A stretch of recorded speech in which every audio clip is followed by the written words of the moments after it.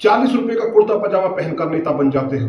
ये शब्द कहे एक आईपीएस अफसर ने अपने ही दफ्तर में एक किसान नेता से, और उसके ही ठीक 1.5 घंटे बाद उसी नेता को उल्टा लटकाकर लाठियों से पीटा गया, इतना कि उसकी एक आंख का 30% हिस्सा डैमेज हो गया। ये कोई फिल्म की कहानी नहीं, ये मेरठ के एसएसपी दफ्तर की सच्ची घटना है जिसने पूरी यूपी पुलिस महकमे को हिलाकर रख दिया है। मैं हूं सुमित भाटी। आज हम बात करेंगे मेरठ में उस 3rd डिग्री कांड की पूरी कहानी शुरू से आखिर तक। कैसे एक शिकायत लेकर गया नेता कुछ घंटे बाद अस्पताल पहुंच गया, कैसे एक एसएसपी को रातों रात पद से हटा दिया गया, और कैसे अब खुद पुलिस के 2 बड़े अफसर एक दूसरे के बयानों को झूठा साबित कर रहे हैं।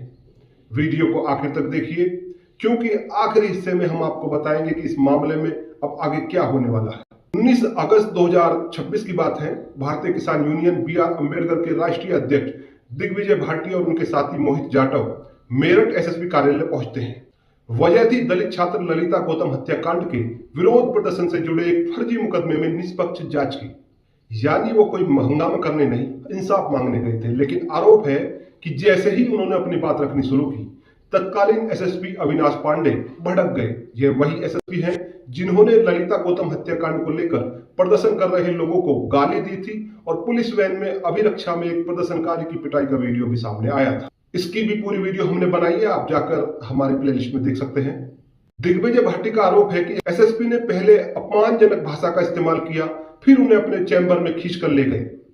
वहां करीब 1.5 घंटे तक लात, घूसों और जूतों से पिटाई की गई, ये आरोप है। लेकिन कहानी यहीं खत्म नहीं होती। इसके बाद मुंह पर कपड़ा बांधकर उन्हें civil line inspector Akhilesh Gaur के हवाले कर एसओजी कार्यालय भेजा गया।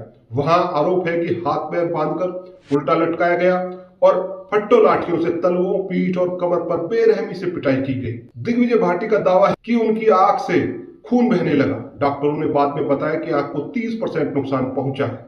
और सबसे चौंकाने वाली बात, रिपोर्ट में यह भी दावा किया गया है कि दिग्विजय भाटी को एक गाने पर बार बार डांस करने पर मजबूर किया गया। अगर यह सच है, यह पुलिसिंग पर भी एक बहुत बड़ा सवाल है और संवैधानिक व्यवस्थाओं पर भी एक बहुत बड़ा सवाल है। उस पूरे वाद के सामने आने के बाद बुधवार रात मेरठ एसएसपी अविनाश पांडे को पद से हटाकर लखनऊ डीजीपी मुख्यालय भेज दिया गया। एडीजे भानु भास्कर ने पूरे मामले की जांच सहारनपुर रेंज के डीआईजी अभिषेक सिंह को सौंपी। लेकिन यहाँ एक बड़ा ट्विस्ट, एडीजे भानु भास्कर ने कहा एसएसपी दफ्तर में विवाद के बाद बात बिगड़ी, हिंसा हुई, जबकि खुद एसएसपी अविनाश पांडे का कहना है कोई हिंसा नहीं हुई, दोनों नेता स्कूटी से फिसलकर गिरे थे जिससे उन्हें चोटें आई। सोचिए, जब पुलिस के ही 2 बड़े ऑफिसर एक दूसरे से उलट बात कर रहे हैं तो आम आदमी किस पर भरोसा करे। अब नए एसएसपी बीबीजीटीएस मूर्ति की, जिन्होंने पदभार संभालते ही बड़ा एक्शन लिया है। सिविल लाइन थाना प्रभारी अखिलेश गौड़ समेत कुल 8 पुलिसकर्मियों को लाइन हाजिर कर दिया गया है। यानी नए अफसर ने आते ही समझ लिया है कि मामला हल्के में लेने लायक नहीं है। दूसरी तरफ पुलिस विभाग ने सभी आरोपों को असत्य और निराधार बताया है। पुलिस का दावा है कि दोनों नेताओं के खिलाफ पहले से कई मुकदमे दर्ज हैं।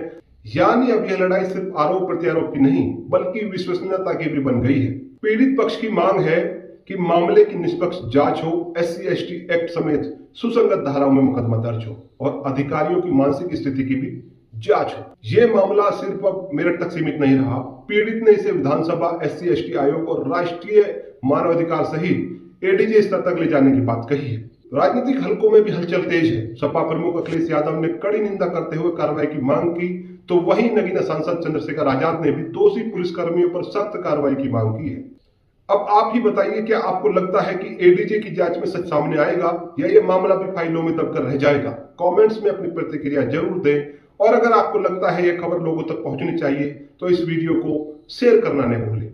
तो दोस्तों, ये थी मेरठ एसएसपी 3rd डिग्री कांड की पूरी कहानी, शुरू से लेकर अब तक के हर मोड़ तक। जैसे ही डीआईजी अभिषेक सिंह की जांच रिपोर्ट सामने आएगी, हम उसे भी आपके सामने लाएंगे बिना किसी लाग लपेट के। इसलिए हमें फॉलो व सब्सक्राइब जरूर कर लीजिए और बेल आइकन दबा लीजिए, ताकि इस मामले का अगला अपडेट आपको सबसे पहले मिले। मिलते हैं अगली वीडियो में। नमस्कार।